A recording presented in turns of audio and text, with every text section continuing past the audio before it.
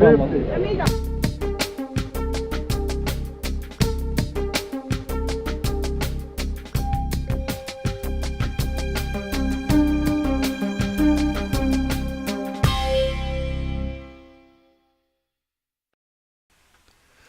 it's Brian here. This is the like the vlog, if you like, from my day's walk around the Embankment in London. On this day, I decided not to video me leaving home because I wanted to preserve the battery of the Insta360. Having said that, I did bring with me 2 power banks in case I wanted to charge it up. I've also heard that you can keep it on charge whilst using it, but then I'd have to rig it so the thing doesn't bounce around. But I was prepared to try that out, but I didn't need to do it. The battery lasted the whole shoot. It died actually about 5 minutes into me trying to transfer the files from the device to my iPad when I got back. So it was right down there ready to go, but I didn't need it. As far as the walk goes in the area, when I came out the station, I felt very uneasy, because maybe it's because there was a lot more people there walking around, and I think what disturbed me more is the people standing around. I think that sort of bugged me throughout the whole walk. Actually, I was very paranoid. I don't know if that's just an introvert thing or what, but I sort of picked up on a bad vibe when I was there, and I felt very conscious of making sure my pockets were closed, the bag was zipped up, and I held very tightly onto my camera. I just didn't feel comfortable at all, and that all got confirmed when I got round the other side, where there were people doing like illegal gambling and stuff, and there was a few gangs standing around. Actually, along that whole bridge, I noticed that people were standing around. So I don't know if that was just me being paranoid or what, but my introvert senses were going crazy, and I didn't find the walk very comfortable at all. So I thought I'd just add that in there. When I was walking along the first bridge, I loved the way the cables were all going up, and I did try and get some unusual shots with the camera as I walked along the bridge. I overhang the camera over the edge of the bridge quite a lot. I also walked in the centre of the bridge to try and get those cables going up. I thought that might make a very good cinematic shot. It doesn't help when you're not feeling very comfortable either. It sort of distracts you from everything. Yeah, but overall it's quite good walking along there, and there's some really beautiful views there. I did touch up the colours on the video, although on some parts of it I overdid it, and the red came out like glowing red. so I sort of overdid it a bit. So I just need to be a little bit more subtle with the colour gradient. But what I wanted to try and show in that video was fall, as the Americans call it. You know, the leaves on the trees all going golden and ready to fall. And oddly enough, there wasn't many leaves on the ground in the main walk areas. I think either it gets blown away or they've got some really good cleaners cleaning it all up. But yeah, I wanted to sort of get the season that I was in the video. That's why I put the camera up into the tree a little bit in some cases. The footage that you're watching now is actually from the GoPro, which I actually really like. Yeah, but the atmosphere overall, like I said, I wasn't very comfortable on this walk anyway.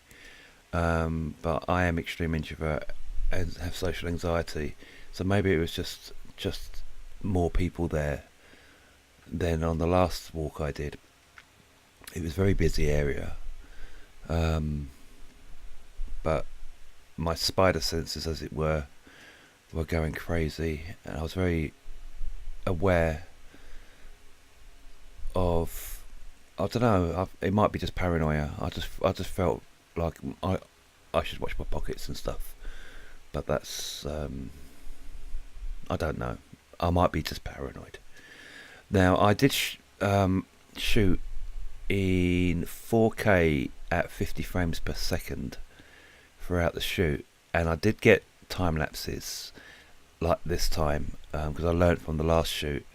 But what I've also learned on this shoot, someone actually even commented in the comments of the video, is that there was a point where if I was in 100 frames per second, I would have got a really, really golden shot of some birds. And animals tend to repeat themselves, so maybe what I should have done that day is switch to 100 frames per second and just stood there and waited, and then captured those birds again, because normally birds and animals repeat themselves, don't they, unless they've literally flown off somewhere. So I could have maybe tried to set up the shot and got that shot. So lesson learned. The other lesson I've learned on this shoot is to experiment with frame rate. Maybe I should have found a spot where I wanted to try and capture some slow-mo, switched it to 100 frames per second, and then set something up. You know, try to get some shots in slow-mo. So that's another thing I'm going to put into my workflow, is to experiment with setting shots up with, you know, slow-mo or fast, and add that into the workflow, because it's okay just to walk around with one setting. That's okay. It works. But to add a few unusual things, you know, like slow-mo and hyperlapse, which I have got in this one, I think that would be good.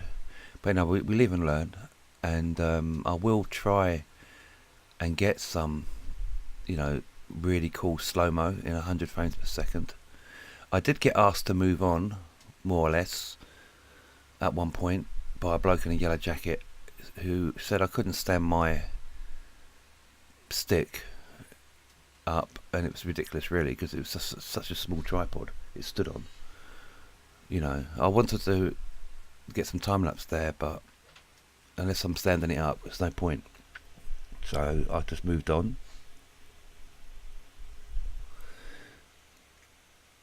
Yeah. So that was a bit annoying, and it was interaction that I didn't really want as well, because if you're like an extreme introvert, you just want to be basically left alone, unless someone's saying hello to you and socialising, not asking you to move on, then that's different. You know, so I don't mind meeting people and talking to people, like that policeman, he was just talking. But when someone comes up to you and says, "Oh, you can't put your stick there, you got to move on," that's not very nice. So, but he was polite. They're not London Bridge. Is it Parliament Bridge? That was the bridge I don't think I'd like to walk down again, because of the people at the other end and the gang around the corner. I felt really unsafe walking past them. And then when one of them was saying camera, camera, camera, and one of them was rubbing his face trying to hide it, it's not nice. And I don't know why the police aren't there working that bridge, because it was just very uncomfortable, and it's not good for tourists at all. I felt quite embarrassed for them, actually, having to put up with that crap. But other than that, the sights and the scenery there was spectacular. It was really nice. I noticed that the Millennium Wheel moved really, really slow, painfully slow. I don't know how people go on it, because it must take them hours to go around it. Like I say, I don't really go up London, if ever, so it was my first time walking around this area as well. Never walked it. Never. Actually, I've never driven over it either. So, and in a minute you're going to see the clip of those people from a different angle and viewpoint. So I'm just going to shut up for a minute whilst you can watch it. So let me just shut up and let you watch this bit. Oh, this guy here was really good. Although the ones in Spain are better. Their glasses were lower down. I'm just going to pause for a moment.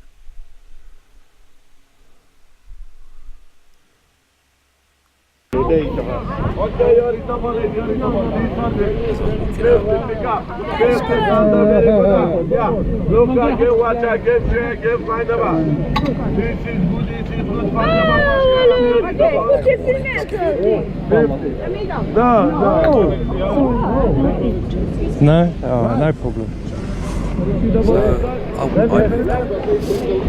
Now, I have a little rule to myself that if anyone asks me to excuse me, can you stop recording or can you move on, I will just do it. No argument. No point in having drama. You know? That's my philosophy. I'm not out there to get any form of conflict. Camera.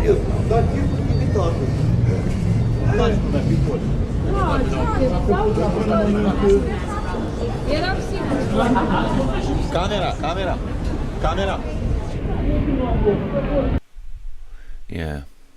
So, very uncomfortable walking around there. I wasn't sure one of them was going to follow me and try and grab my camera.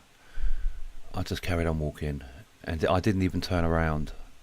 I just walked on. So not very comfortable, and I really don't know why they're hanging around there at all.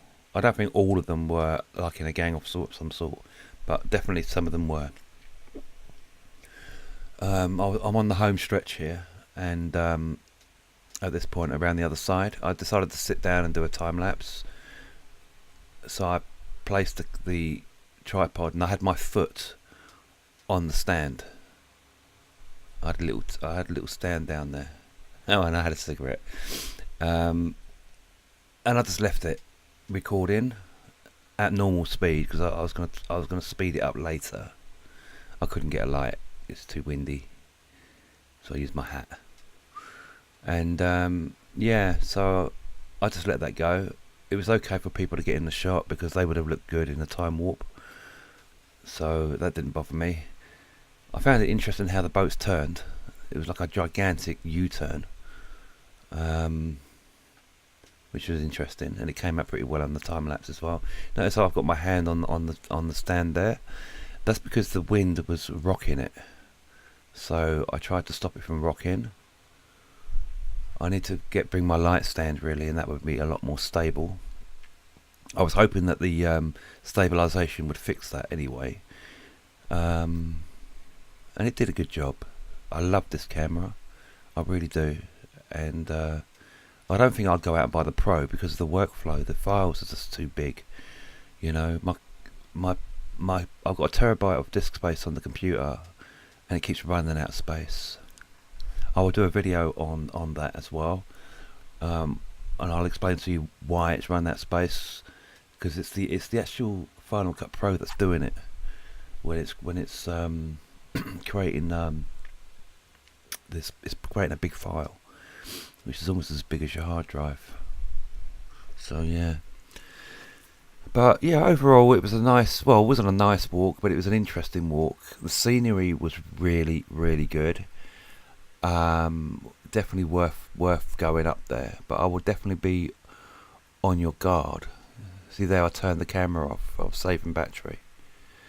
And then I spotted this memorial, so I thought, better get the memorial. Yeah, so I did actually turn the camera off to preserve battery at this point. There you go, I turned it off again, and I kept it off until I think I got to the park near the station. But it really, on hindsight, it's a good job I did, because like I said, the battery died 5 minutes into my file transfer, so it was right down there ready to go off. So It's a real shame that you can't get a spare battery. That's really one of my big gripes with Insta360. Yeah, so yeah, that was it really. If you haven't subscribed to the channel, please do. I do like to do the vlog because I love vlogging and I like blogging as well. And doing sort of a talk of the day, I think it's quite interesting because you don't really get much people doing that, you know, just pointing out things and what happened on the day. I thought that's quite interesting because you can learn a few things from it as well, like doing the 100 frames per second shots. Add that into the workflow, and maybe then I might have got those birds. You don't know, but you know, I'm living and learning as well. You see all the birds flying down into the corners. Obviously, food there. Maybe that's another thing. Bring some food, some bread if you want to get some bird shots. Get them all gathering. Although I think it's illegal to feed these birds in London. I don't know. I had the camera down over those bushes there as well. This is where those birds came. It looked like I was walking on, but I was walking quite slow around there. Yeah. Anyway, if you haven't subscribed already, please subscribe. I love reading your comments as well, and I can answer a lot of the comments in these review videos as well, which is quite good. That's why I like to do them. And yeah, I'm trying to build up a channel to help me, motivate me to get out and about, because I tend to hibernate in my room all the time. I can have 5 days annual leave from work and still not go out anywhere. You know, that's why I booked my Spain trip. I booked my Spain trips months and months. I mean, like 8 months in advance, because I know at the time I'm not going to want to go. Anyway, hope you enjoyed that, and talk again soon.